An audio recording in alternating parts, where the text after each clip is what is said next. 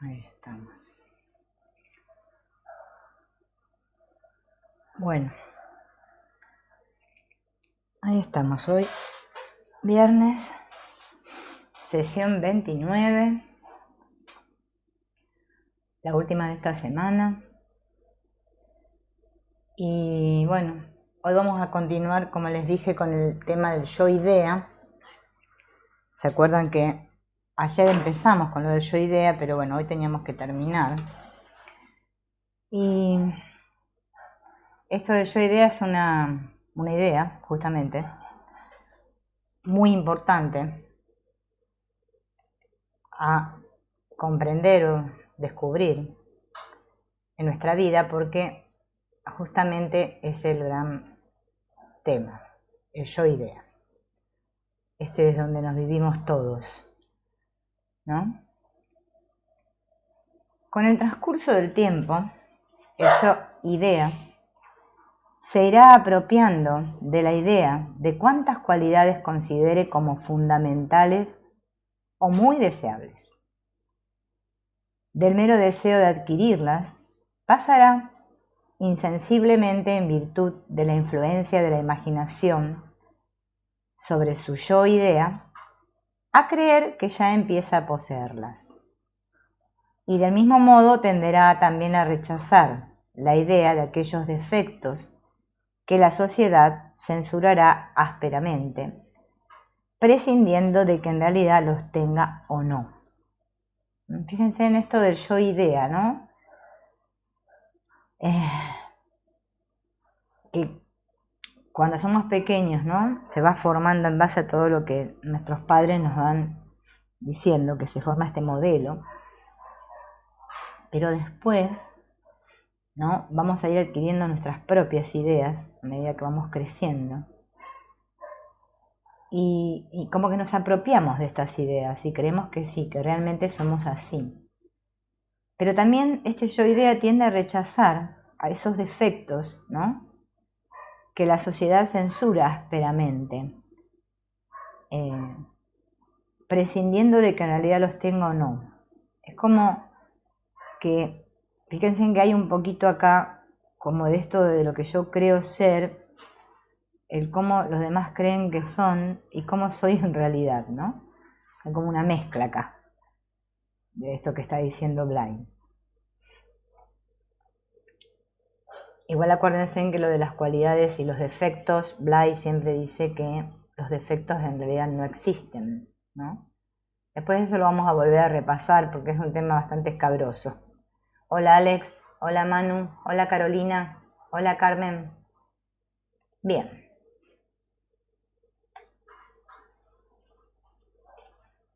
Colocado entre dos mundos, el yo-idea intentará mantener el equilibrio entre las exigencias de uno y otro, a una costa de alterar a menudo la verdad de las cosas y de sí mismo, ¿no? Esta idea que yo tengo de mí, esta idea del mundo, ¿no? O esta idea también del mundo que tiene el mundo de mí, ¿no? Es como que nos vivimos así. Esto de sentir esta demanda del mundo hacia mí, como que el mundo me exigiera ciertas cosas, que yo tengo que ser de tales maneras. Las represiones constituyen una masa de energías que debían haberse vivido de una manera u otra, pero que no se han vivido de ninguna y que por lo tanto no se han incorporado a la conciencia del yo experiencia y constituyen el déficit total de la conciencia de sí mismo, ¿no? Todo esto que yo reprimo porque no está bien visto, que estas ideas que tengo de mí, ¿no? Que no están bien vistas por el mundo, entonces yo las reprimo. ¿Se acuerdan que ayer hablábamos de la censura, ¿no? Van a influenciar, ¿no? En que yo no me viva como lo que soy, ¿no? Por eso es como que nos vivimos como dice Blay, ¿no? En esa mente externa, porque no me puedo vivir todo yo, porque siempre hay algo que me retiene. Y bueno, estas serían las represiones, ¿no? Que vivimos todos, y fíjense que él dice que es como una masa de energías que deberían haberse vivido. pero que como no se han vivido, no se han incorporado a la conciencia de yo experiencia. Acuérdense en que todo lo que yo vivo y experimento desde ese yo experiencia es lo que realmente crece en mí, o sea, me hace crecer, me hace desarrollar esos potenciales. Mientras yo no me vivo desde el yo experiencia, me vivo en el yo idea o en el yo ideal, no se desarrolla nada. O sea, recuerden que Bly dice, soy aquello que he ejercitado o lo que he desarrollado. Por eso me vivo como un déficit, como algo que soy deficiente, ¿no? Que también puede ser como una carencia, ¿no? Hola Sonia. Bien. Por otra parte, como estas energías reprimidas lo han sido porque no estaban de acuerdo con la fórmula del yo idea, el sujeto no puede permitir que en ningún momento salgan del interior e irrumpan en su conducta, puesto que esto representaría un desastre para el yo tal como se cree que debe ser. Este modo de ser, fíjense, en este modo de ser, como yo me creo ser, este yo idea que tengo de mí, esta idea de mí, es muy potente. Si ustedes se dedican a escuchar a Antonio Blay, que yo la verdad que les recomiendo cuando tengan ganas, ¿no? de escuchar cosas sobre él. Yo la otra vez les dije, ¿no? En la página, hay una página oficial. Hola Liz, yo no me acuerdo, tendré que buscar el link. Bueno, para la semana que viene les voy a buscar el link y se los pego ahí, porque iba a hacerlo y me olvidé. Hay una página, cuando ustedes ponen Antonio Blay van a ver que les va a salir una página que no sé si es Asociación para Desarrollo de la Conciencia, no sé, algo así es la página, ¿no? Pero un www. Y ustedes entran y hay una parte que dice audios o material o recursos creo que dice. Y tiene un montón de las conferencias de Blay. Y la verdad que yo de ahí estoy sacando algunos videos que estoy haciendo. Habla de todos los temas habidos y por haber. Todo lo que nos podamos preguntar, encontramos bastantes respuestas ahí. Y él habla mucho, le da mucho hincapié a esto de yo idea. Y fíjense en que es así, nosotros nos vivimos así, como un modo de ser determinado, y lo que no está de acuerdo con eso que yo creo de mí, lo reprimo, porque tengo miedo justamente de ser censurado. Así pues, las represiones constituyen una amenaza permanente para la seguridad del yo idea, y ante cuyo peligro hay que estar siempre alerta y vigilante. Por eso nos vivimos a veces con esa tensión interna de que algo me amenaza, ¿no? Amenaza mi idea de mí. Esta amenaza interior es el origen de la mayor parte de los estados de inseguridad, miedo y angustia.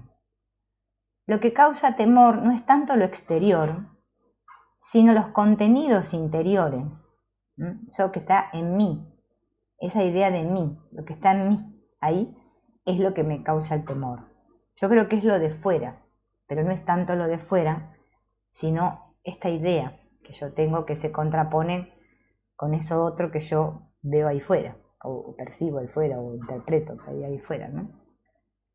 Un tímido, que lo es porque tiene mucha energía reprimida, fíjense, en un tímido no nos imaginaríamos nunca que es tímido porque tiene mucha energía reprimida, y sin embargo, fíjense en que acá se nos dice que sí.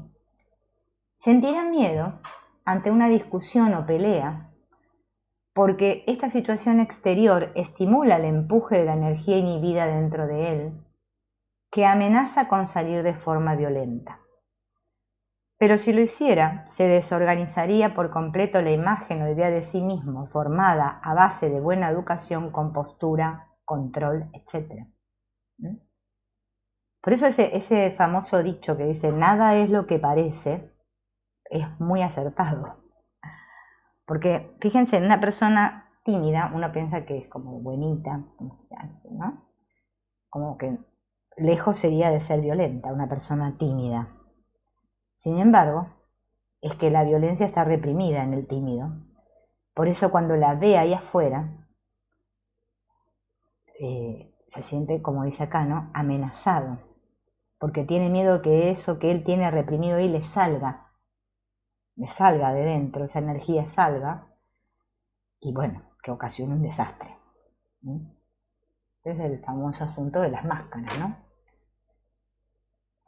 Pero está bueno verlo, porque si a mí me da mucho miedo la violencia, yo por ejemplo tuve una época de mi vida que la verdad que me daba mucho miedo la gente violenta. No sé, me terrorizaba. Y bueno, después pude descubrir que era por eso, porque, claro, me estaba mostrando eso que estaba en mí reprimido y no lo quería ver, ¿no?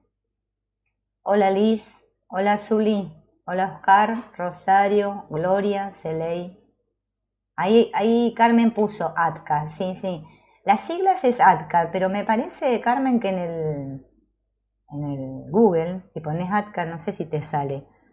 Pero prueben poner, porque van a ver, y los audios se los pueden descargar, inclusive, como en una carpeta, los pueden tener guardados, y la verdad que están para escuchárselos todos, porque es muy buena la información.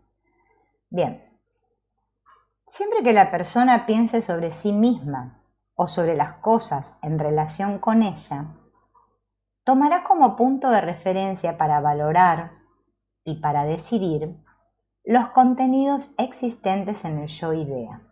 ¿Ven? Esas ideas que yo tengo de mí, según lo que yo creo ser, lo que yo valoro, o cómo las cosas deben ser, o mi modo de ser, o mis modelos también, le podemos llamar, sería todo lo mismo, es como yo voy a ver el mundo. Por eso es tan importante esto, ¿no? Esto igual ya lo sabemos, que funciona así, pero recordarlo nos hace bien. Si tengo la idea de alto valor de mi alcurnia, o de la gran importancia de determinada cualidad que creo poseer, reaccionaré en todo momento a tono con ello.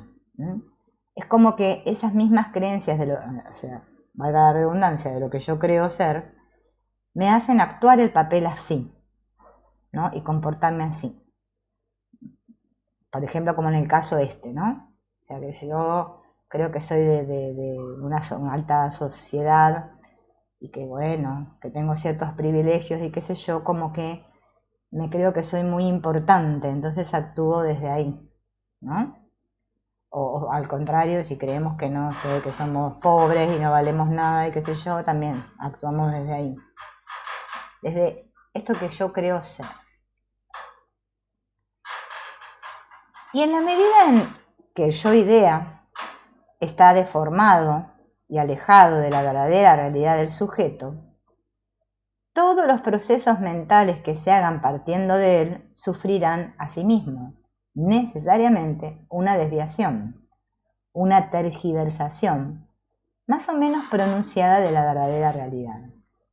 Por eso, vieron, cuando nosotros estudiamos estos caminos no duales, nos encontramos con este tema, porque es que nosotros vemos la realidad distorsionada, no como realmente es. Por eso en el curso de milagros, cuando se nos dice el mundo real, que hay gente que piensa que es otro mundo, que no sé, va a aparecer un mundo mágico ante él o no sé qué. No, es que ahora no estamos viviendo el mundo real, porque yo me estoy viviendo con una idea de mí. Entonces mi percepción está distorsionada. Yo percibo el objeto y parece que yo percibo el objeto como así. Hay un objeto ahí, yo percibo la forma así. No, pero yo percibo siempre una interpretación de lo que estoy viendo. Siempre estoy yo involucrado en la cosa, o sea, como que participo, ¿no?, de lo que se percibe. Sí, sería como una participación, ¿no? Y esto nosotros no lo notamos. Pensamos que todos vemos lo mismo, pero parece ser que no es así, ¿no? Por eso, bueno, todo este asuntillo que tenemos entre todos, ¿no? De que no, vemos que no podemos, nos cuesta tanto ponernos de acuerdo con los demás, ¿no? Así pues, se puede afirmar que todas las ideas que una persona se forma sobre sí misma son, por lo menos, parcialmente erróneas. Y por la misma razón, las idealizaciones de sí mismo y de las cosas están sujetas al mismo error. Por eso cuando Blay dice que descubrir el personaje es descubrir el error en el que estoy viviendo, es una frase totalmente acertada, porque nos está diciendo, ¿no?, realmente qué es lo que está pasando. Yo tengo una idea de mí errónea y una idealización, ¿no? No solo de mí, sino también de otras cosas, ¿no? De cómo son las cosas, que también están sujetas a ese mismo error.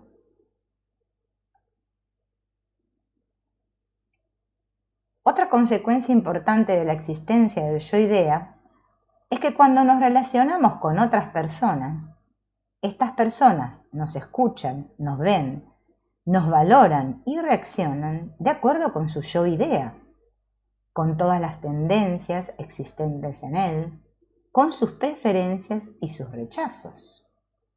Por lo tanto, no es realmente con la persona que vemos y tal como la vemos con quien hablamos, sino con su yo-idea, con la imagen que ella tiene de sí misma y esa imagen que tiende constantemente a su yo idealizado.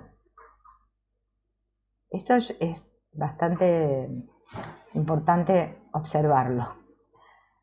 O sea que yo creo que me relaciono con Paquita, pero yo no me estoy relacionando con Paquita, yo me estoy relacionando con la idea que yo tengo de Paquita. Yo creo que Paquita es así, entonces yo la veo así, y Paquita me ve a mí como ella cree que yo soy. Por eso es que en realidad las relaciones, ¿no?, como dice el curso de milagros, son especiales, porque yo me estoy relacionando desde conceptos del yo, no desde la realidad, desde lo que verdaderamente el otro es. Porque si viéramos a los demás como son realmente, no habría ningún conflicto en las relaciones. Porque yo lo vería como es, no como yo creo que es, ¿no?, con esas ideas que tengo. Y fíjense que esto hay que observarlo bastante tiempo porque es así como nos relacionamos. Entonces por eso el curso habla de relaciones de amor especial y de odio. Porque claro, aquellos que, ¿no?, como sería lo bueno que los otros tienen, que para mí es lo bueno, entonces es bueno. Pero lo que en mí yo considero malo, entonces para mí es malo. Entonces veo lo bueno o veo lo malo. Por eso digo que hay relaciones de amor. Los que tienen lo bueno, sí los amo. No, lo que me muestran lo malo, no, esos no los amo, yo los odio. Pero es que en realidad en el fondo mi relación con el otro, como solo hay una sola conciencia y los otros representan aspectos de mi conciencia, yo me estoy relacionando con los diferentes aspectos de mí que aún no he aceptado, o sea, con los que no he aceptado o rechazo son los que yo supuestamente tengo que perdonar, ¿no? Yo no tengo que perdonar a la persona, porque la persona tal como es lo mismo que yo. En esencia somos lo mismo, detrás de eso es el Cristo, ¿no? Yo tengo que perdonar la idea que yo tengo de las personas, ¿no? Estos conceptos que me hice, estas ideas, estas interpretaciones.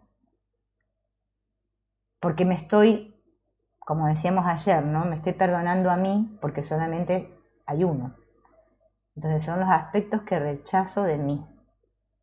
Si no, nunca voy a poder vivir la unidad. Y el verdadero amor es uno, es unidad, ¿no? Entonces, para no estar en conflicto y estar en unidad, yo tengo que aceptar todos los aspectos de mí que rechazo.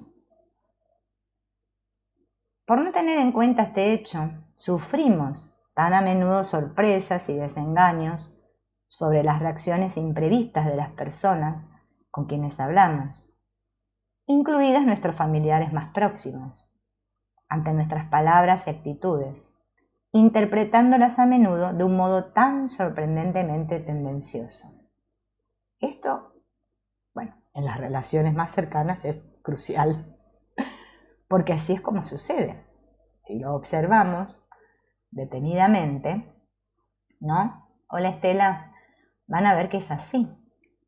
Yo siempre recuerdo, ¿no? Cuando era chica que mi abuela tenía como un eslogan que me decía algo, entonces yo me ponía a llorar, porque yo ya les digo, lloro así, tipo personaje llorón. Me decían hola y yo ya lloraba, si me lo decían en un tono alto. ¿Pero qué entendiste, nena? Me decía ella. ¿Pero qué entendiste? Claro, parece como que el otro no me entiende, como que el otro entendió otra cosa. Yo le quise decir una cosa y el otro entendió otra. ¿Ven? Esto funciona así, ¿no? Cuando estamos, o sea, relacionándonos desde nuestro yo-idea, ¿no? En el plano de la experiencia vital, vivimos nuestra realidad siempre de un modo positivo, afirmativo, y ningún hecho exterior puede anular esta conciencia de positividad. Pero en el plano de las ideas no ocurre así. Una idea puede ser totalmente negada o neutralizada por otra idea. Y esto es lo que ocurre con nuestro yo-idea. ¿Ven? Esto se parece a lo de los niveles del curso de milagros que nos habla del nivel 1 y el nivel 2. ¿Ven? Nivel 1 es el plano de la experiencia vital, donde Dios es, y ya está. A lo que es ilusorio y lo que no es ilusorio. Lo podemos distinguir bien. Bien. Pero acá, en el nivel 2, donde tenemos que practicar el perdón, en este plano de las ideas no ocurre así.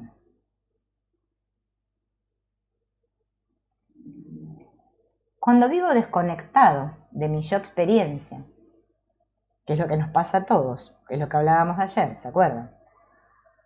Me vivo desconectado de ese yo experiencia y solo pendiente de mi yo idea. Cualquier pensamiento que sea contrario a la representación que tengo de mí mismo aparece como una negación, como una anulación de mí mismo. Por eso me afecta tanto que no lo puedo tolerar. Esto es como decir que yo, vamos a suponer, que yo supongo, ¿no? O sea, que tengo una idea de mí, mi yo idea, que yo soy muy buena, y amable y bondadosa, por decir algo, y alguien me trata de que soy odiosa y no sé, bueno, todo lo contrario, ¿no? Mala y no sé qué. No lo podemos tolerar. Observen esto en ustedes, van a ver que funciona así. Y digo, me duele, ay, cómo me duele esto que me dijeron. Porque contradice mi yo idea. Así, la idea de un posible desastre económico con el descrédito que la acompaña aparece ante mí como algo terrible, me provoca angustia, ya que es la negación total de la imagen de éxito, prestigio y alta valoración que forman parte integrante de mi yo idea. ¿Vieron, por ejemplo, las personas que son muy exitosas o famosas? Ya no hablemos solo de que, bueno, que son empresarios o algo así en el mundo, sino que alcanzan así el estrellato, la fama en el mundo, ¿no? Fíjense en que la mayoría, bueno, hay quienes no, estamos haciendo un ejemplo, ¿no? Que alcanzan así, bueno, la fama, ¿no? Terminan, bueno, caer en la droga, en situaciones así de depresión, o sea, cosas, ¿no? De ese estilo, porque es tanto el miedo que le tengo a eso, ¿no? Que no lo puedo tolerar, no puedo tolerar, por eso es tan importante darse fuerza, iba a decir, darse cuenta de la fuerza que tiene este yo idea en nosotros. Y que ese es el problema, el yo idea. Y bueno, claro, obviamente, quien está muy aferrado a su yo idea, más lo sufre. Cuando ya lo vamos soltando un poquito, menos, ¿no? Pero bueno, depende de cómo esté. Hola Trinidad, bienvenida. ¿Sí? A eso yo creo que se ve claro. Toda idea negativa que vivo como probable realidad constituye una amenaza formal a mi yo idea. ¿Vieron esto que nosotros sentimos como que la vida, ¿no?, fuera algo externo a mí y que la vida me puede traer, no digo la vida como, hay gente, bueno, que dice Dios, pero vamos a decir la vida como todo, ¿no? En realidad la vida soy yo soy la vida, porque solo hay una vida. Por eso Jesús dijo, yo soy la verdad, el camino y la vida. Pero no se refería a que él como Jesús lo era. Lo que pasa es que la gente lo interpretó mal. Bueno, como siempre va. Yo soy la vida. Yo soy la verdad. Yo soy el camino. Yo soy eso. Porque solo yo soy. No hay otra cosa. Pero ¿qué pasa? Como yo me vivo disociado, separado, y me vivo en esta mente externa, ¿no?, en este yo idea que tengo de mí, entonces yo lo vivo como una amenaza, porque yo creo que estoy yo y lo otro, lo que no es yo, esa voluntad que se opone a mí. Y creo que la vida es algo que no tiene nada que ver conmigo, que yo nací y le llamo a esto la vida. Son muchas ideas que tenemos confusas, por eso nos cuesta tanto integrar estas cosas, pero por eso nos recordamos, para que las podamos integrar. Entonces, tanto es así que siento como si fuera toda mi realidad, produciéndose un desgarro en la imagen de mí mismo. Por consiguiente me causa, como es natural, verdadera angustia. ¿Ven? Esto nos recuerda al asunto de esta triple angustia famosa que hablábamos al principio cuando empezamos, ¿no? Que generalmente ese es el problema que sentimos todos, porque nosotros no queremos sentir esa angustia y justamente esa angustia la vamos a sentir cada vez que algo que aparenta como que nosotros creemos que ocurre afuera, que no tiene nada que ver conmigo, ¿no?, me causa dolor. No es que me causa dolor, sino que me está justamente mostrando esa angustia y yo no la quiero sentir. Entonces busco mecanismos para evadir esa angustia, que es terrible. Eso nos pasa a todos. Por eso es tan importante descubrir nuestro personaje, ¿no? Hola, Hermila. Porque si no lo descubrimos, vamos a seguir en el error, ¿no? Mirando hacia afuera, donde no vamos a encontrar nada. Esta es la razón por la que nos hace sentir mucho mayor temor la idea de las personas y situaciones negativas que el hecho de enfrentarnos realmente con las mismas personas y situaciones. Esta es una frase medio difícil, pero vamos a leer de vuelta. Esta es la razón por la que nos hace sentir mucho mayor temor la idea que yo tengo acerca de las personas y las situaciones que el enfrentarme con la persona y la situación en sí. Acá hay un gran kit. Yo creo que le tengo miedo a la persona o a la situación, pero es que en realidad yo le tengo miedo a la idea que yo tengo acerca de la persona o la situación. ¿Se ve esto? Por ejemplo, me preocupa y atormenta la perspectiva de una entrevista difícil, ¿no? Una entrevista de trabajo, ¿no?, por ejemplo. Porque la idea de la probable situación violenta, de las críticas, etc., amenaza y tiende a negar la representación que hay en mi yo idea de ser aceptado y admirado por los demás. Y sin embargo, en el momento actual de la entrevista, particularmente si vivo la situación de un modo consciente y abierto, desaparecerá por completo aquel temor desenvolviéndose la entrevista, sea cual sea su curso, en un estado de ánimo completamente diferente. ¿Ven? Por eso es tan importante esto que habla Blay de la actitud positiva, que no es lo mismo que pensar positivo. No es una cuestión de que yo piense en mi cabeza, ay, me va a salir todo bien, me va a salir todo bien. No, sino es que yo esté todo yo presente, abierto y receptivo. porque entonces pase lo que pase yo lo voy a aceptar. Eso es el perdón, ¿ven? Eso es el perdón continuo en la vida, cuando la vida se transforma en una oración. Cuando mi yo idea se hace a un lado, cuando lo que yo soy no depende de un resultado externo. O sea, cuando lo que yo llamo realidad, o sea, el mundo ahí fuera, u otras personas o situaciones, no me condicionan. Ahora, cuando yo me vivo desde mi yo idea, esto lo frustra todo porque yo estoy al pendiente, o sea, estoy a la expectativa de lo que el otro va a decir de mí. Si me aceptan en el trabajo o me va bien en la entrevista, me voy a sentir bien. Si no me aceptan, me voy a sentir mal. Y fíjense en que así es como nos vivimos todos, y eso nos hace tomar conciencia de lo cuán apegados estamos al yo idea. ¿Cuál es el motivo de esta diferencia? Mientras pienso en la entrevista hay un choque entre dos ideas que tienden a anularse mutuamente, y una de ellas es la que vivo como la más importante y real de todas.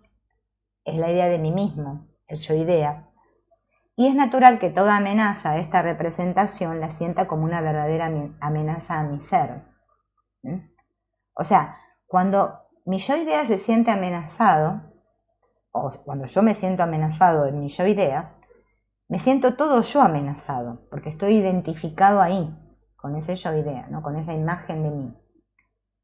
En cambio, en el momento real de la entrevista, si actúo de un modo abierto y consciente, todo yo enfrento la situación desde el nivel de mi yo experiencia y estoy viviendo mis valores reales y siendo consciente de lo que hay de positivo en mí. Por consiguiente, no vivo la situación de un modo meramente negativo. Antonio Blay siempre dice que nosotros nos fijamos más en lo negativo que en lo positivo. Tendemos a focalizarnos siempre más en lo negativo que en lo positivo. Por eso él habla tanto de esta actitud positiva, ¿no? Interna. Tal vez habrá algo en el curso de la entrevista que resultará desagradable, pero al mismo tiempo sentiré la afirmación positiva de mi ser, ya que lo estoy expresando.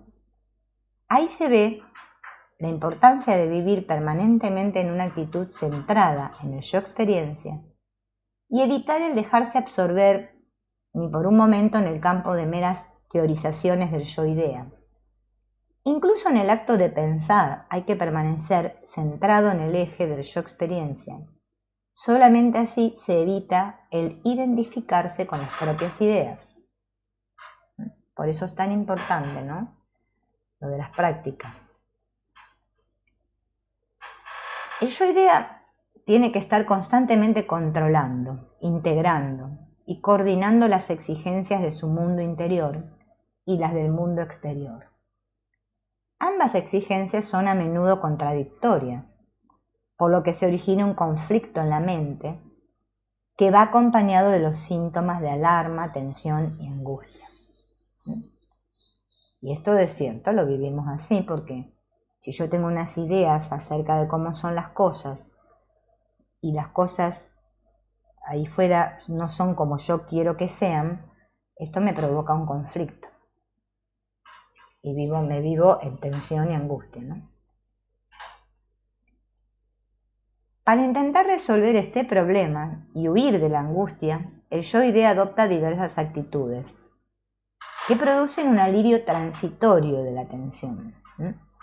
Estas cosas que nosotros hacemos aquí provocan ese alivio momentáneo. Es como poner una curita para no sentir la angustia, porque la angustia va a surgir una y otra vez, una y otra vez.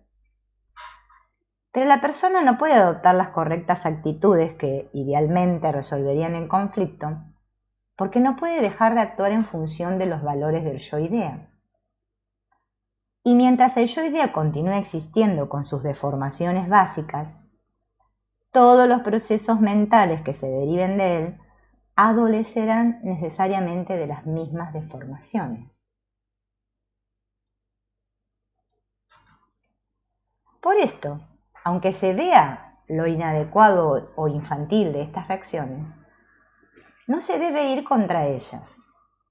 Esto es lo muy conocido que ya todos sabemos, de que no tenemos que luchar contra el personaje, o sea, contra el ego. Lo peor que podemos hacer es luchar contra el ego. La gente, y muchísimo, porque es la mayoría, fíjense, obsérvenlo, que el mayor escollo que tienen en su camino espiritual, ¿no?, es justamente que cuando descubren que son otra cosa más allá del ego, que no son ese ego, ahora lo quieren como medio matar al ego y que desaparezca de una vez por todas y me deje de hinchar los cocos, que no aguanto más. Más allá de que le echan la culpa al ego de todo lo que les pasa en su vida. Y ese es el gran problema que tenemos todos, porque así me estoy rechazando, pero no me doy cuenta. Entonces peleo contra mí mismo.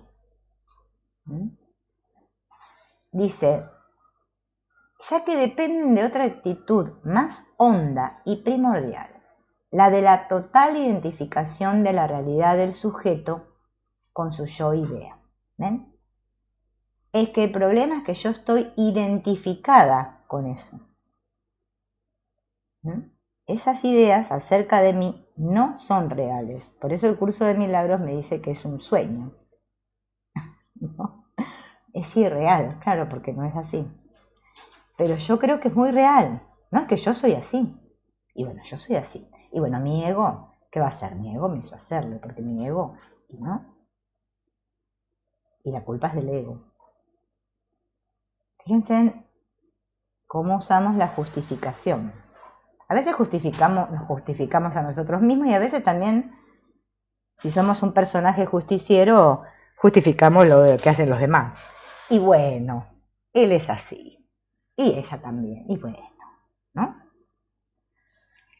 Solo descargando la tensión exagerada del inconsciente y recuperando la conciencia habitual del yo experiencia, se pueden hacer desaparecer tales artificios engañosos y a la vez alcanzar una más profunda armonía con el mundo. Fíjense en que, ¿se acuerdan que veníamos hablando de toda esta energía reprimida que hay en el inconsciente? Donde está esa idea de mí más el yo ideal también, ¿no? Si yo no tomo conciencia, solo tengo que ver, mirar para ver, no pelearme, porque me estoy peleando conmigo mismo. Y eso lo tengo que observar, que no hay un oponente externo, ¿no? No hay otro por allá que se opone a mí. Soy yo misma que estoy en batalla. Por eso el curso de milagros tiene una sección, ¿no?, que se llama la batalla contra ti mismo, ¿no? Algo así. Ajá. A ver qué dice Alex. Que yo idea son todas las etiquetas inconscientes y conscientes que me creo que soy. Claro, desde la infancia. Exacto, justo lo que dice Blay. Él como que al yo idea, bueno, le atribuye el mayor peso a lo social, porque, claro, no solo las ideas que, bueno, que nuestros padres, ¿no?, nos dijeron desde niños y nosotros las aceptamos como verdaderas, sino también las que a la sociedad le creímos, porque como tenemos que relacionarnos en el mundo con otros, nosotros nos fuimos haciendo ideas y también fue ocurriendo esto que decíamos al principio, que decía Blay, ¿no? Que él decía, esto que reprimo, porque claro, vamos a suponer, si, a ver, yo les hago un ejemplo con mi experiencia, porque la verdad no sé hacerla con la de otro porque no me sale. Pero por ejemplo, yo que trabajaba con niños, ¿no? Y trabajaba en un lugar que era, bueno, una escuela, que había personas grandes y niños, ¿no?, mezclados. Entonces, ¿qué pasaba?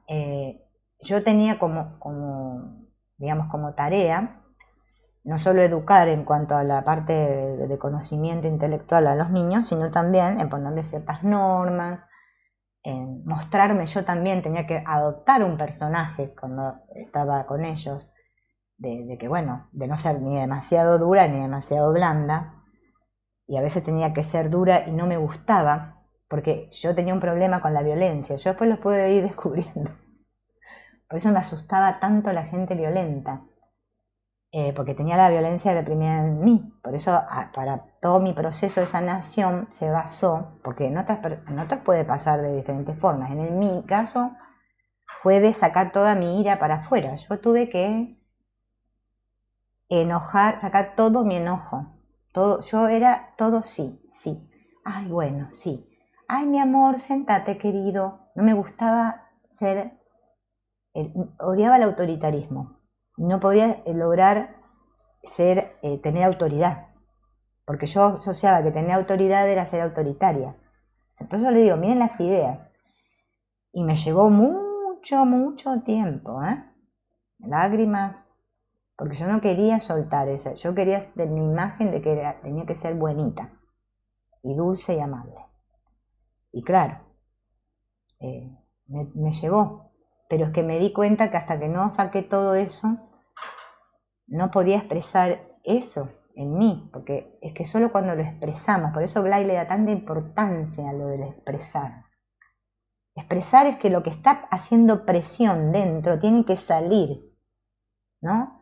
No en forma violenta. Esto no se trata de que yo ahora vaya y mate 4 o 5 porque yo era buenita, ahora quiero expresar mi violencia y salga a matar a todos. No, ¿no es cierto? Y nos da miedo eso, mucho miedo. Por eso lleva tiempo, o sea, este trabajo, ¿no? Si realmente queremos hacerlo a conciencia, ¿no?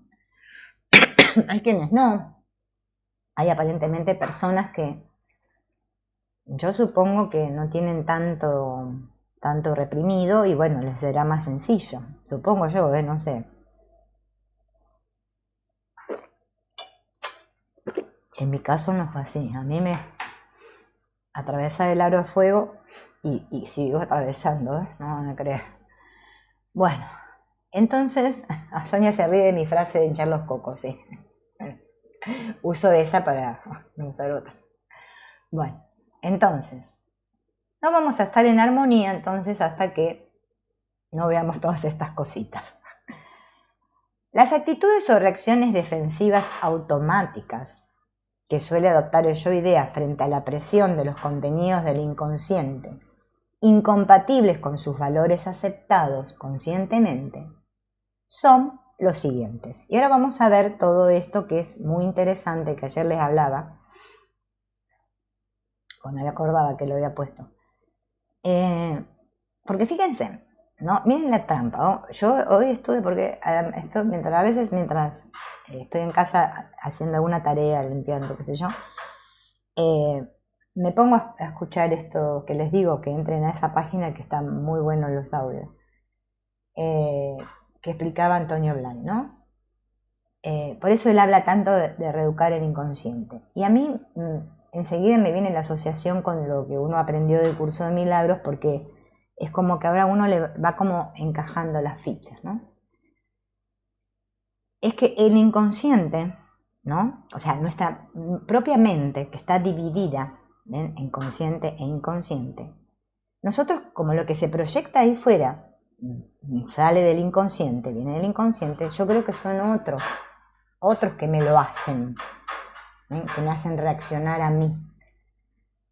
Por eso yo tengo que descubrir que no, que es en realidad que todo está sucediendo en mi mente. Por eso el perdón es el conflicto está en mi mente, es traer el efecto a la causa, o sea, lo que está ahí fuera a la causa, que es la mente. ¿Ven? Es como que yo tengo en ese momento que parar. O sea, cuando tengamos más entrenamiento, más sencillo nos va a hacer que cada vez que siento la emoción, en vez de automáticamente ¡paf! Reaccionar y proyectarla ahí en otra figura, o emitir juicios, porque también es una manera de descargar cuando criticamos a los otros, ¿no? Que nos encanta, darme cuenta y eso traerlo de regreso a mí, eso es el perdón, ¿ven? Entonces yo me doy cuenta que claro, es una actitud defensiva automática que estoy ejerciendo porque siento mi yo-idea amenazado. Pero es que está todo sucediendo en mí. ¿Ven? Por eso así se alcanza la unidad. Claro, esto que yo veo ahí fuera, pero que en realidad proviene de mí, perdón, proviene de mí, yo no lo puedo aceptar porque yo lo tengo reprimido, porque yo eso le dije no, dije, esto es malo. Por ejemplo, la gente mentirosa es mala, por decir algo, no sé. Entonces cuando veo a alguien que me está mintiendo, eso me irrita. Claro, es que yo aún no he visto eso con amor e inocencia, para mí es terrible. Lo juzgo como algo malo. Terrible. Entonces todos esos valores que no pude hacer conscientes siguen pululando ahí. Bueno, es como un estofado cocinándose en la olla, ¿no? Bien, ahora vamos a ir viendo todo esto. Voy a tomar un poco de agua. Todo esto que dice Blay, que son las distintos... Bueno, esto los que más o menos algo de psicología conocen ya las palabras, le van a sonar familiares, ¿no? Que son la represión, la racionalización, la regresión, el aislamiento, la acción contraria, la identificación, la proyección y la sublimación. Creo que en psicología todo esto... Por eso a mí me encanta Blay, porque Blay, como él era psicólogo, ¿no? Y bueno, fue uno de los precursores de la psicología transpersonal, ¿no? Que es esta psicología más moderna, que trasciende la persona. Más bueno, todas sus prácticas y sus descubrimientos, ¿no? Que fue haciendo, nos lo pinta, bueno, bastante sencillo a veces, porque la otra vez yo la verdad que no entendía nada. Para que podamos comprender, porque yo me tengo que comprender, primero vivir mi unidad en mí, o sea, me tengo que conocer yo, me tengo que autodescubrir yo. Cuando yo me comprenda a mí mismo, me entienda, después van a ver cómo voy a entender todo perfectamente. Pero mientras haya conflicto en mí y esté usando estos mecanismos que ahora vamos a ir viendo y no los descubra, me va a ser un poco difícil. A veces lo que se intenta disminuir no es la presión de lo inconsciente, sino más bien la fuerza de la situación exterior amenazante. Fíjense en lo que dice acá. Lo que se intenta disminuir no es la presión de lo inconsciente, sino la fuerza de la situación exterior amenazante. ¿Ven? Yo quiero solucionar ahí fuera.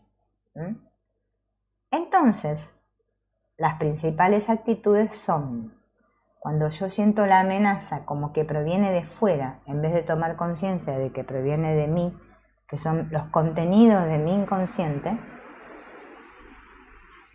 las actitudes principales son la negación, la limitación o renuncia y la identificación con el no yo. Ahora las vamos a ir viendo para entender bien esto, porque vamos a empezar hablando de la primera que nombramos, que es la represión, que en el psicoanálisis se entiende por represión no solo el hecho de que un acto o un deseo o una idea se inhiban y no lleguen a expresarse, sino además que la persona ya ni siquiera se da cuenta de que tal impulso o deseo ha existido y se ha ocultado de su percepción interna. Fíjense en cómo actúa esto del reprimir, ¿no? Porque es un acto prácticamente inconsciente, o sea,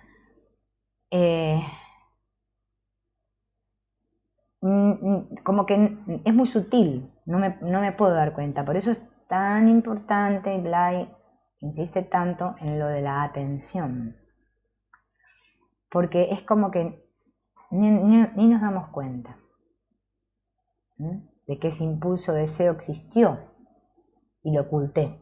Fue algo automático que sucedió así y no me pude dar cuenta, ¿no? A ver, lo destructivo que veo fuera es asumirlo como propio. Sí, Sonia, como propio que está en tu inconsciente, no se lo achaques a Sonia, porque si lo achacas a Sonia, ahí te va a costar el camino, porque el mismo yo idea se va a oponer a la idea que vos tenés de lo que Sonia es.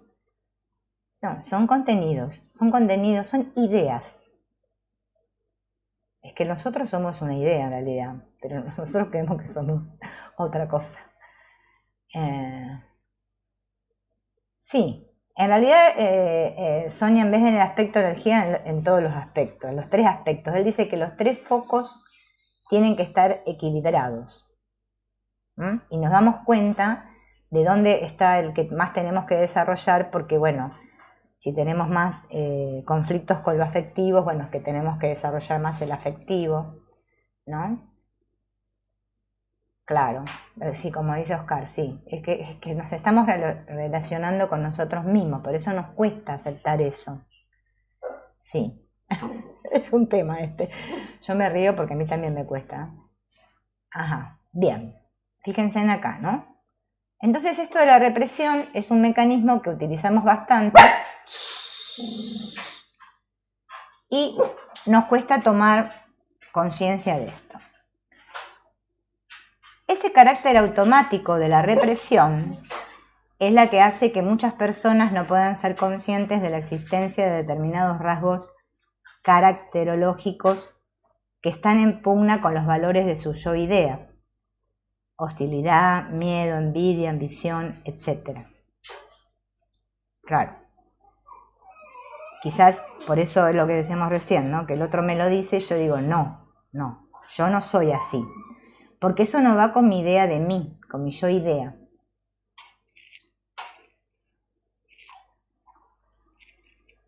Este carácter automático, vuelvo a repetir, ¿no? De esta represión, entonces es lo que hace que nosotros no podamos ser conscientes de la existencia de todos estos rasgos. Esto que, como decía recién Alex, ¿no? Todo esto que está ahí en mí, en ese yo-idea, ¿no? Esta hostilidad, el miedo, la envidia, la ambición, etc.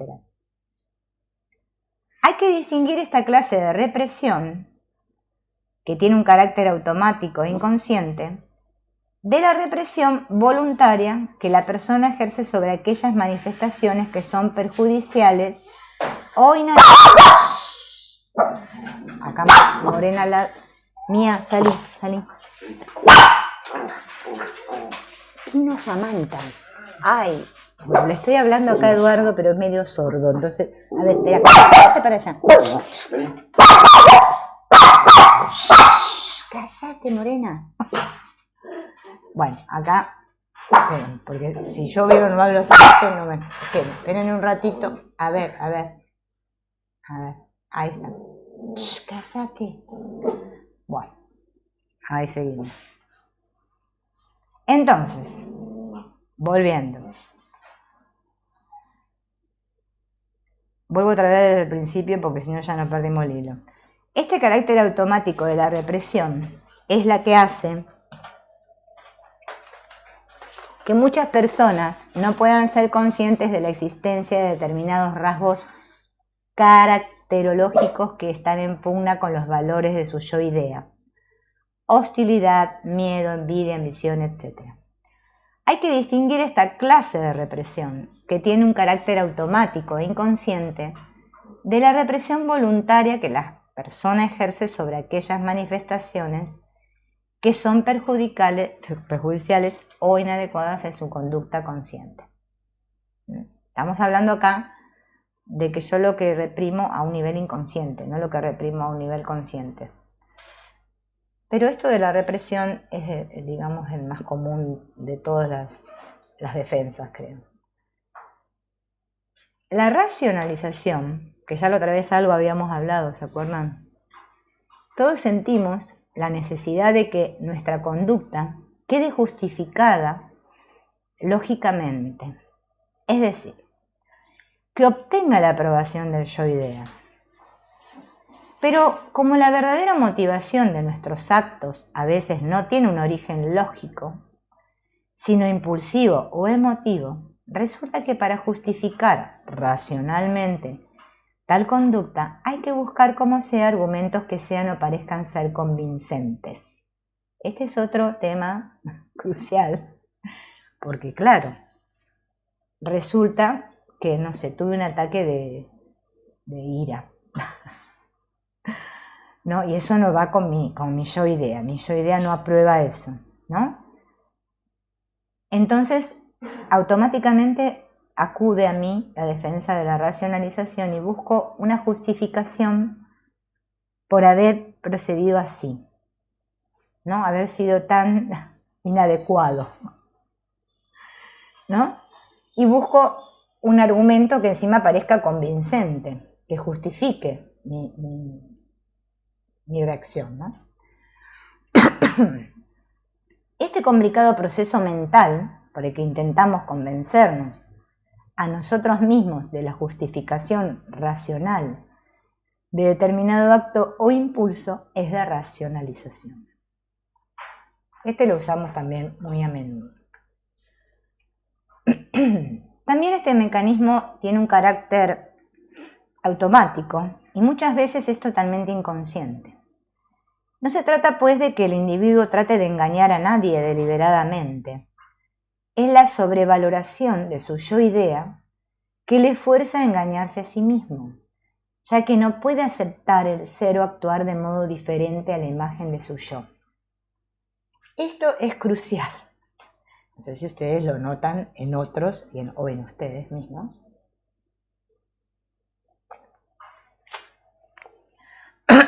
Que uno le dice a otro, ¿no?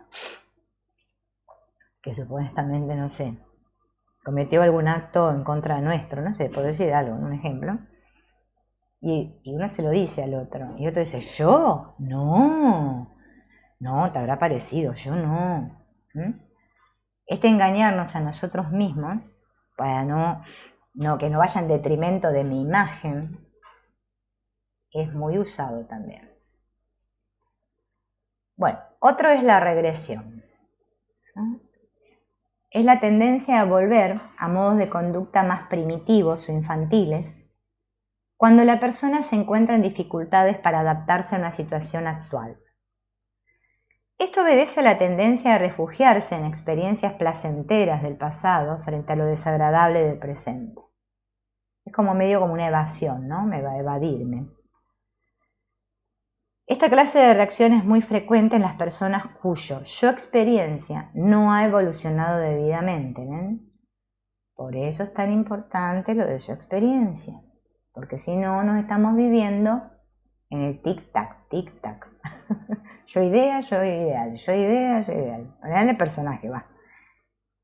Al encontrarse débil en un nivel, tiende a regresar a otro más elemental, ¿no? Como me siento débil en ese foco, parece que si hago una regresión a eso, me protejo. Otra es el aislamiento. Es la tendencia a separar las conexiones que existen entre un síntoma y su causa, viendo aquel como algo totalmente independiente en sí mismo.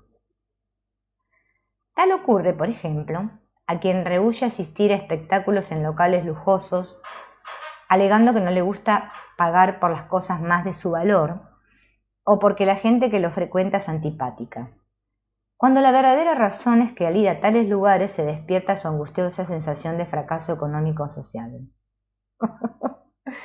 ¿No? Esta también es típica, ¿no? Hay gente que tiene mucha reacción opuesta hacia la gente así que tiene dinero o que, ¿no? Y esto hay que observarlo porque le llamamos estos los ricos, los que son así, porque claro, eso provoca, ¿no? El que yo me veo a mí mismo en mi fracaso, ¿no? Entonces uso como excusa el aislarme y no ir a esos lugares con esos, o con otros, qué sé yo, no sé, los religiosos o los no sé qué, bueno, cada uno. Porque claro, eso me despierta la angustia. La conexión entre esta causa y su síntoma está reprimida y el sujeto cree sinceramente que la razón que le desagrada en realidad es verdadera. No, yo no voy por esto, por esto y por esto, ¿no? Pero es que en realidad no es así.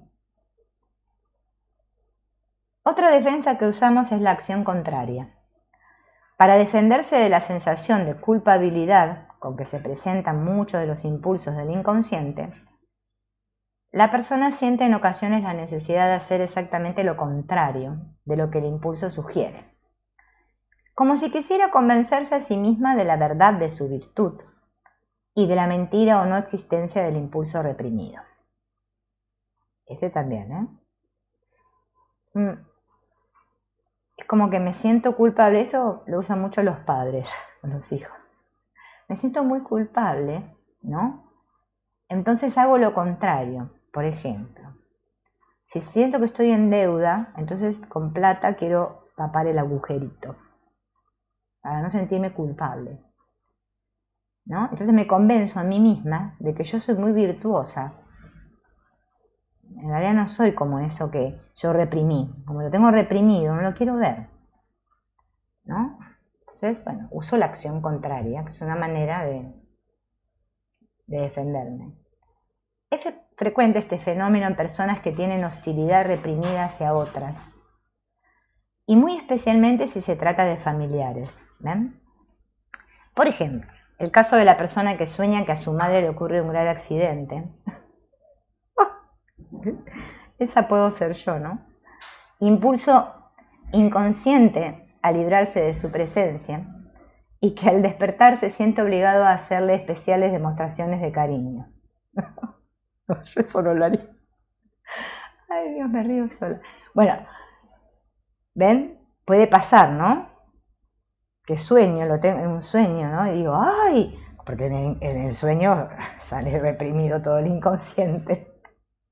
Soñé que maté a mi madre. Ah, entonces al despertar le voy a hacer un cariño. No le veo, yo no haría eso, pero bueno. Pero yo tampoco lo sueño, así que se ve que está muy... En mí está todo muy reprimido, porque ni siquiera lo sueño. Bien. Entonces, otro, la identificación. Este es uno de los fenómenos más interesantes de nuestra mente, ¿no? Consiste en asociar toda la noción de realidad del sujeto con uno de sus contenidos mentales, con una idea o una representación determinada, que lo mismo puede proceder del exterior que de la propia mente del sujeto. Este, bueno, es el más común, la identificación, ¿no? La noción de realidad, la noción que yo tengo de realidad, con uno de mis contenidos mentales, ¿no? Entonces yo me cuento, me identifico que yo soy así, o que las cosas son así, y fíjense en que dice que lo mismo puede proceder del exterior que de la mente, ¿no? O sea, de algo que me gusta de ahí afuera, ¿no? Entonces yo me identifico con eso fuertemente. Lo vemos y vivimos constantemente. Mientras estoy contemplando una película que me gusta, yo me siento como si fuera el personaje de la pantalla. ¿A quién no le ha pasado esto? Cuando somos niños más todavía, o más jóvenes. Después en un punto ya nos damos cuenta, ¿no? Porque el tema es que lleguemos a darnos cuenta de que la película no tiene nada que ver conmigo. Esta, la de acá también.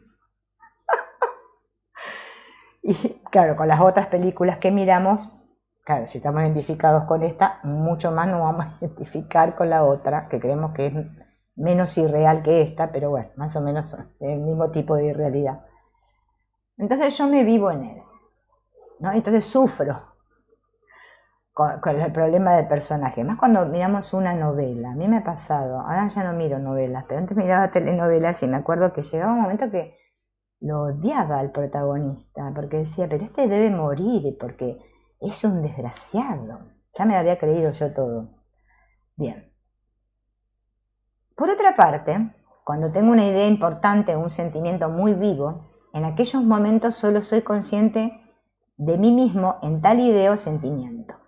Es decir, como si todo yo me confundiese e identificase con aquella idea o emoción. Bueno, digamos que es lo que nos pasa todos los días, ¿no? Que estamos totalmente identificados. A ver, Oscar, ¿qué dice el minimalismo? Así yo estuve mirando eso del minimalismo, sí. Bien, bueno, uno viste que usa herramientas, ¿no? Simplificar la vida. Capaz que si, por ejemplo, en tu personaje o tu idea eras muy complicado o complejo, El minimalismo te ayuda porque te hace más práctico, te vuelves más práctico, ¿no? Y eso es bueno. Por eso, esto siempre lo decimos, que cada uno, que dice Sonia especialmente, el minimalismo mental. Aprendiendo, claro, sí. ¿Qué dice Oscar? Y ropa que no utilizaba. Ah, claro, sí. Bueno, por eso, ¿ves? A vos te vino bien, porque capaz que tenías alguna cosa que tenía que ver con esto de no poder desapegarte. Yo, ¿ves? Por ejemplo, en eso no me haría ningún efecto para nada, porque no me pasa por ahí. Pero por eso, cada uno tiene sus situaciones, ¿no? Bueno, entonces, ya esto lo dije. Vamos a la otra. Constantemente me estoy viviendo a mí mismo como si fuera tan solo alguno de mis fenómenos o procesos mentales. Y en cada momento paso de una identificación a otra. Y por lo tanto tomo la parte por el todo. Sufro grandes disgustos. Me ilusiono con facilidad. Tengo ideas geniales que después descubro que son absurdas o impracticables. Y dramatizo las situaciones personales, etc. No sé si esto les suena conocido. Este es muy común, ¿no? Pero aquí hemos de referirnos a la identificación únicamente como recurso automático de la mente para escapar de la angustia interior. La forma más corriente consiste en sentir y actuar de la misma manera que determinada persona a quien se admira. El padre, el maestro, el jefe u otro personaje cualquiera. Este también es un problemita, Entonces después pasa que los otros te dicen, pero vos no tenés personalidad. Estás actuando como Pepe. A mí me ha pasado en unos puntos de mi experiencia, yo me acuerdo. Es como que, como no me gusta como soy yo, entonces ahora represento otro personaje. Y yo me parezco a esa persona que admiro, ¿no? Esto es muy común. No sé si ustedes lo han notado. Hay personas que se identifican, bueno, con cosas, ¿no? Entonces me creo ser de esa manera y claro, ni que hablar de que ya ni solo no voy a ver los problemitas de mi yo idea, sino que encima ahora tengo otro personaje superpuesto al mío. No se trata solo de una imitación externa, sino que existe también un sentirse a sí mismo como si fuera en cierta forma aquella persona. El niño adopta en ocasiones la pose de su padre o de su madre cuando habla a otros más pequeños que él. Una forma parcial de la identificación es la introyección. Ayer les hablaba de esto, ¿no? Que consiste en retener exclusivamente alguna de las cualidades de la otra persona. La autoridad, el aplomo, ¿no? O sea, me tomo de los otros las cualidades que me gustan, ¿no? Entonces ahora yo me creo que soy así, ¿no? Esto parece medio como el loco que se llama Antonio y cree que es Napoleón Bonaparte y no acepta que es Antonio, ¿no? Que lo decimos siempre. Pero ahora hago esta introyección. Y por lo general también sucede, ¿no? Porque claro, obviamente que si tengo un yo idea muy débil, que no me gusta, entonces obviamente voy a tener que buscar introyectarme en otros, creyendo que yo esas cualidades las tengo que imitar, eso que yo veo que me gusta en el otro, tengo que imitar, porque no me puedo dar cuenta que eso yo ya lo poseo, yo lo tengo eso, por eso lo admiro, si no, no lo podría admirar, porque yo no puedo ver ahí nada que yo no tenga. Pero como todavía no soy consciente de eso, me parece como que es del otro, una cualidad del otro y no mía. Por eso creo que la tengo que imitar. Bien, la proyección. Este es otro que también suena conocido. Viene a ser un mecanismo inverso al anterior. Aquí el sujeto tiende a atribuir a otra persona la posesión de aquellas tendencias reprimidas que no son aceptables a su yo idea. Quien tiene hostilidad reprimida cree ver en todos los demás actitudes hostiles, sin darse cuenta de la suya propia. Cuando uno está enamorado, tiende a ver en la mujer amada una serie de cualidades que quizás solo existen en su propio inconsciente. Cuando nosotros nos enamoramos de otro, es que el otro nos está mostrando eso, ¿no?, que está en nuestro inconsciente. Entonces yo lo veo ahí y digo, ¡ay! Porque en el inconsciente no está solo lo que reprimo, que no me gusta, sino también lo bueno. ¿Se acuerdan que lo vimos esto, no? Entonces yo a eso le llamo amor. Acá en la tierra le llamamos amor a eso. Bueno, acá le llamamos amor a cualquier cosa. Otro es la sublimación. Es el proceso mediante el cual la carga energética se desplaza y se exterioriza a través de otro nivel superior. El impulso sexual puede así sublimarse y convertirse en nuevos impulsos creadores en el plano intelectual o estético. La inmovilidad física forzada, como en el caso de ciertos enfermos o personas encarceladas, puede traducirse en un estímulo para escribir, pintar, etc. Este es el caso de la famosa, esta que yo miraba a través de videos de la Frida Kahlo, ¿no? Que vieron que ella tuvo un accidente y ella estaba acostada cuando pintaba sus cuadros, ¿no? Esta justamente era la sublimación, ¿no? Porque toda esta energía tenía reprimida, la plasmaba en la pintura. Bien. Otro es la negación. Es la tendencia a deformar hasta negar la realidad exterior o desagradable. Esta negación puede hacerse mediante actos, palabras o simplemente en la imaginación. Esto también es muy común. De que no aceptamos, ¿no?, como son las cosas y las negamos. Pero fíjense, mediante actos, palabras o en la imaginación, lo niego. La limitación o renuncia consiste en la tendencia a dejar de interesarse del todo por lo que se estaba haciendo cuando surge el peligro de quedar en mal lugar respecto a otros o de merecer alguna crítica. Lo característico de esta actitud no consiste en la renuncia exterior a la acción, sino en el hecho de que interiormente se corta toda conexión afectiva con la referida actividad. ¿No? Esta también es común. Bueno, yo la he experimentado. Aparto mi interés, ¿no?, de eso que estaba haciendo porque me siento amenazado con respecto a otros, ¿no? O voy a ser criticado. Bueno, resulta que me estoy criticando solo a mí misma, me hago toda la película, me monto, me hago montaje, pero yo creo que son los demás, ¿no? Entonces, lo característico de esta actitud no consiste en la renuncia exterior a la acción, sino en el hecho de que interiormente se corta la conexión afectiva con la referida actividad. Como que es medio como el autosabotaje esto, ¿no? Como que me corto a mí mismo las alas, ¿no? Me reprimo. Porque tengo miedo y bueno, uso eso, ¿no? La identificación con el no yo.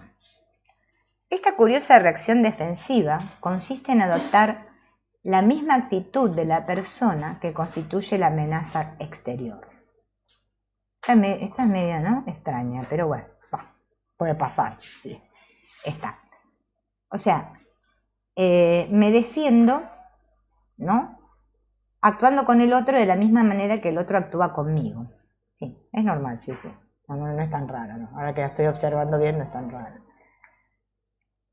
Para ilustrar tal mecanismo, relata Tagliaferro en su libro sobre psicoanálisis, la experiencia de un tal Ike Hong, quien en cierta ocasión trató a un niño que tenía la costumbre de hacer extrañas muecas cuando era reprendido, ¿no? Cuando lo retaban hacía muecas. Su maestro se quejaba de que el pequeño reaccionase de una manera tan extravagante y anormal frente a sus amonestaciones y reproches, porque lo normal sería que el chico llorara o no sé, le diera vergüenza o no sé, algo. Por lo general, en tales ocasiones hacía aún más muecas. Todo quedó aclarado cuando el niño las repitió durante la consulta. Pues como el maestro estaba presente en ella y le riñó, el psicoterapeuta pudo advertir que los gestos del niño no eran nada más que una caricatura de la expresión de enojo de su maestro. En el trance de soportar las reconvenciones, el pequeño dominaba su angustia mediante una inconsciente imitación de la expresión irritada de su maestra. Esto es común también en los niños, generalmente, bueno, también los grandes también lo hacen, pero en los niños que hagan esto, ¿no? Como para solventar esto de la angustia. Todos los mecanismos defensivos que hemos expuesto tienen en común el rasgo de ser totalmente inconscientes y automáticos, y por lo tanto la persona desconoce su verdadera razón de ser y suele rechazar vehementemente toda explicación de tales fenómenos. A mí no me vengas con esas cosas, no me cuentes todo eso, ¿no? No quiero saber nada de eso. Esas cosas, no. Eso es para la gente que está loca, para mí no, porque yo no estoy loco. ¿Se acuerdan que ya decíamos, ¿no? De los locos, ¿no? Claro, acá me perdí todo lo que decían. Claro, que Oscar dice, sí, claro, sí. Es que, por lo general, por ejemplo, ocurre, ¿no? Que cuando hay algún movimiento interno en nosotros van a ver que les vienen muchas ganas de limpiar la casa, por ejemplo, de tirar cosas, cada tanto, ¿no? Pero capaz que aún en mi personalidad tengo esta tendencia a acumular y bueno, el desorden y todo, y ahora me puse, ¿no? En hacer esta práctica de ordenar, desapegarme de lo que nos sirve, todo eso, después se traduce obviamente en la mente, ¿sí? Sí. Es que así, actuamos así, somos así. Hola Carolina. Carolina dice que ahora descubrió por qué no le gustan las reuniones familiares. No, claro, si ahí sale todo. Bueno, entonces hay una tendencia a esto, ¿no? Es como el que dice, bueno, inclusive Freud, sabemos que todo el descubrimiento que hizo, todo eso, pero Freud con lo espiritual no se lo nombren, ¿eh? O sea, siempre tenemos una tendencia a rechazar eso que está reprimido en nosotros. Al mismo tiempo, por el hecho de que ninguna de esas actitudes inconscientes permite vivir la situación de un modo pleno, exceptuando quizás la sublimación, en los casos en que se hace de una manera total, no bastan para solucionar en su raíz el verdadero problema. Son mecanismos automáticos que buscan soslayar por el momento el problema, pero no resolverlo. Esto es interesante para que todos tomemos conciencia de todos los mecanismos de defensa que utilizamos, ¿no? Para no descubrirnos. No queremos saber de nada, de vernos. No, me gusta vivir en una idea de mí. Por eso es tan importante, y más los que estamos en estos asuntilios, el descubrirlo, porque si no, estamos haciendo, como dice, ¿cómo es que dice Blay? No me acuerdo. Una parodia de mi camino espiritual. Bueno, visto considerando que hoy estamos muy concurridos acá en casa, vamos a ir terminando y el resto lo dejamos para la semana que viene, porque si no va a ser un griterío de perros. Bueno amigos, gracias, los saludo y nos veremos la semana que viene. ¿Qué dice Liz? Bien, bueno, vas bien Liz entonces, vas bien, con lo que pusiste ahí en el chat, vas bien. Nos vemos.